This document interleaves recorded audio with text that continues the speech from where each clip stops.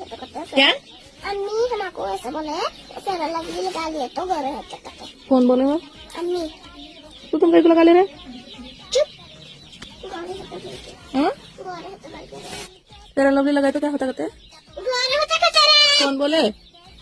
अम्मी इसलिए लगा ले रहे हैं तुम काले है। मामा हम फेयर लवली लगा ले रहे सो फोटो लेना। अम्मी क्या बोल के बोले आपको? फेयर लवली लगा लिए तो गोरे होते कहते। इसलिए गोरे होने लगा ले रहे आप। गोरे होते आप? काले है क्या? भूत बनते हो आप। भूत बन के आपको डराते हैं। अम्मी क्या बोल के बोले? कैसा बोले? फेयर लवली लगा लिए तो गोरे होते हैं बोले।